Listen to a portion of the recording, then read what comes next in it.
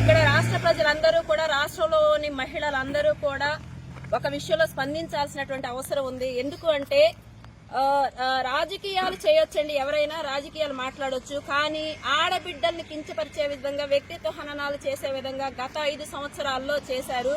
దానికి ఎంతో మానసిక క్షోభని అనుభవించి ఇలాంటి ప్రభుత్వం వద్దు అని చెప్పి బుద్ధి చెప్పి 164 సీట్లతో కూటమి ప్రభుత్వాన్ని తీసుకొని రావడం జరిగింది.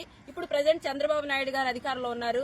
కానీ ఇలాంటి సమయంలో కూడా మనం స్వేచ్ఛగా ఆత్మాభిమానంతో ఆడబిడ్డ తలెత్తుకోవచ్చు అనుకుంటున్నటువంటి ఈ సమయంలో కూడా ఒక సాక్షి లాంటి, నేనైతే ఒక బ్రోకర్ ఛానల్, ఒక బ్రోతల్ ఛానల్ అని చెప్పి నేను అంటాను, అలాంటి ఛానల్లో కూర్చున్న వ్యక్తులతో కూడా తప్పు బాధ్యత వహించాల్సి వస్తుంది.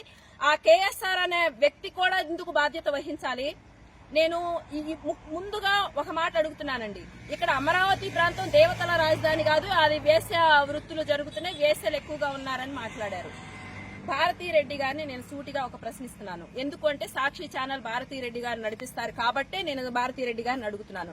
అమ్మా భారతీరెడ్డి గారు, మీరు ఒక మహిళ, ఒక ఎక్స్ సీఎం గారికి వైఫ్ అయి ఉన్నారు కాబట్టి మీకు బాధ్యత. ఇంతకు ముందు ఏ విషయాల్లో కూడా మీరు స్పందించలేదు, ఈ విషయంలో స్పందిస్తారని కూడా నేను అనుకోలేదు. కానీ నా పార్టీ, నా అమరావతి ప్రాంతం పట్ల నాకున్నటువంటి మమకారం, నా పుట్టిన గడ్డ మీద నాకున్నటువంటి రోషంతో నేను నిన్ను అడుగుతున్నాను.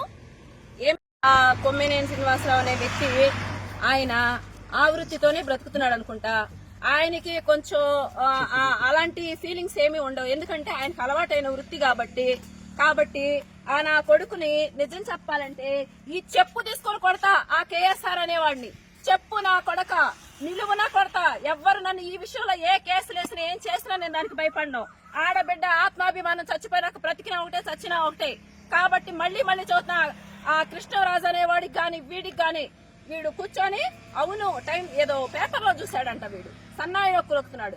నా ఉద్దేశం ఏంటంటే ఈ కేఎస్ఆర్ గాని ఆ కృష్ణరాజు అనేవాడు కానీ ఈ వృత్తులతోనే సంపాదించుకొని అక్కడ బ్రతుకుతున్నారు. అక్కడ ఏ ఛానల్లో, సాక్షి ఛానల్లో కదా, ఆ సాక్షి ఛానల్లో కూడా ఈ విధంగా ఎలాగూ సంపాదన లేదు దోచుకోవడానికి. రాష్ట్రంలో అధికారం కోల్పోయాం కాబట్టి ఈ విధంగా ఈ వృత్తిలో సంపాదించుకొని బతుకుదామని వాళ్ళు బ్రతుకుతున్నట్టున్నారు. అందుకని చెప్పి అమరావతిలో దళిత మహిళలు ఉంటారు కాబట్టి మమ్మల్ని ఏం చేయలేరులే, మా ఇష్టారాజ్యంగా మేము మాట్లాడతాము అని చెప్పి మాట్లాడారు. వీళ్ళు మాట్లాడింది ఇక్కడున్న దళిత మహిళల్ని.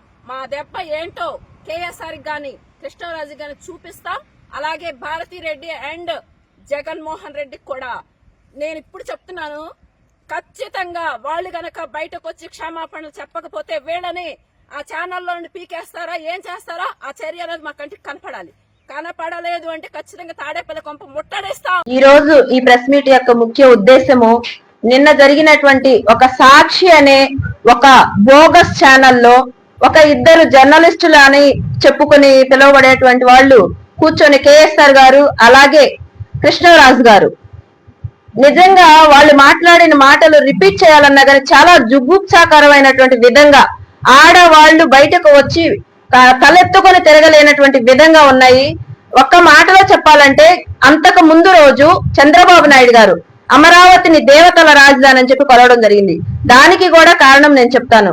ఎందుకంటే పచ్చకళ్ళ వాళ్ళకి లోకమంతా పచ్చగానే ఉంటుందని చెప్పి ఈ కేఎస్ఆర్ లాంటి వాళ్ళకి, ఆ కృష్ణరాజు లాంటి వాళ్ళకి గత 5 సంవత్సరాల్లో కూడా అమరావతిని ముంపు ప్రాంతం అని, ఎడారని, శ్మశానం అని, గ్రాఫిక్స్ అని, ఒక సామాజిక వర్గానికే సంబంధించిందని, అక్కడున్న వాళ్ళంతా రైతులు కాదు, రియల్ ఎస్టేట్ వ్యాపారులని, బినామీలని, పార్టీ వ్యక్తులని రకరకాలుగా అవాకులు చెవాకులు పేలి అవన్నీ కూడా అవాస్తవాలని చెప్పి ప్రజలు వాళ్ళకి చెంపపెట్టు లాంటి తీర్పునిచ్చి ఇళ్లలో కూర్చోబెడితే అది కూడా చాలదని చెప్పి కనీసం ఆత్మవిమర్శ కూడా చేసుకోకుండా మళ్ళీ టీవీ ఛానల్ సాక్షి అనే ఒక ఛానల్లోకి వచ్చి ఎంత జుగుప్సాకరమైన మాటలంటే, అమరావతి అది ఒక వేశ్యలకు సంబంధించిన ప్రాంతం, వేశ్యల రాజధాని అని చెప్పన్నారు.